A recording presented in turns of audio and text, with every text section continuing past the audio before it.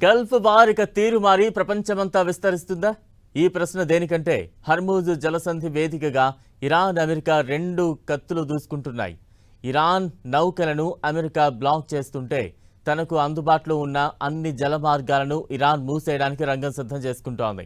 దీనికి ప్రతిగా అమెరికా మరో పెద్ద వ్యూహం రచించబోతోంది. అది కనుక అమలైతే ఇక యుద్ధం సాగర తీరమంతా వ్యాపించే అవకాశాలు కనిపిస్తున్నాయి. ఇంతకీ ఏంటా వ్యూహం? ఇరాన్ నౌకలను సీజ్ చేస్తోన్న అమెరికాపైకి డ్రోన్ల దండు పంపుతోన్న ఇరాన్, ఒమన్లో సాగర సమరం. ఓవైపు చర్చలంటూ పాకిస్తాన్కి ప్రతినిధులు వెళ్లినా మరోవైపు యుద్ధం నుంచి మాత్రం అమెరికా తగ్గలేదు. ఒమన్ సముద్రం దగ్గర ఇరాన్ నౌకని అమెరికా దళాలు సీజ్ చేశాయి. దీంతో ఇరాన్ కూడా వెనక్కి తగ్గకుండా యుఎస్ వార్షిప్స్ పైకి డ్రోన్ అటాక్ మొదలెట్టేసింది. ఇరాన్ హర్మూజ్ మార్గాన్ని మూసేసినందుకు బ్లాకేడ్ ప్రారంభించామని అమెరికా అంటుంటే, అమెరికా తమ నౌకలని ఆపినందుకే తిరిగి హర్మూజ్ మూసేశామంటూ ఇరాన్ చెబుతోంది. ఈ క్రమంలోనే హర్మూజ్ జలమార్గంపై ఆధిపత్యం కోసం రెండు దేశాల మధ్య పోరాటం అనివార్యంగా మారింది. మరోవైపు అమెరికా ఇంకా పెద్ద ప్లాన్లో ఉన్నట్లు తెలుస్తోంది.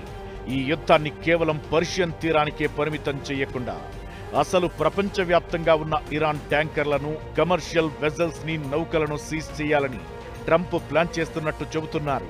ఇది ఇంకా చర్చల దశలోనే ఉన్నా ఒక్కసారంటూ ఆ నిర్ణయం తీసుకుంటే ఇక సముద్రంలో ఇరాన్ని పూర్తిగా బెగదీసినట్లే అవుతుందని పరిశీలకులు అంచనా వేస్తున్నారు.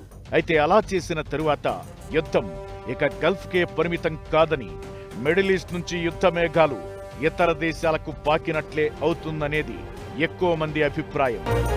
హర్మూజ్, బాబ్ అల్ మాండేబ్ జలమార్గాలని ఇరాన్ మూసేస్తే తాము ఇరాన్ నౌకలని బంధించడం ద్వారా టెట్ ఫర్ టాట్ ఇచ్చినట్లవుతుందనేది అమెరికా యుద్ధతంత్రం. ఇప్పటికే అమెరికా సైన్యం ఇరాన్ పోర్ట్ల నుంచి వస్తున్న 23 నౌకలను బ్లాక్ చేసినట్లు సెంట్కామ్ ప్రకటించింది. ఇలా చేయడంతో ఇరాన్కొచ్చే ఆదాయం తగ్గిపోవడంతో పాటు అసలు ఆ దేశానికి అవసరమైన వనరులు కూడా దిగ్బంధమవుతాయి.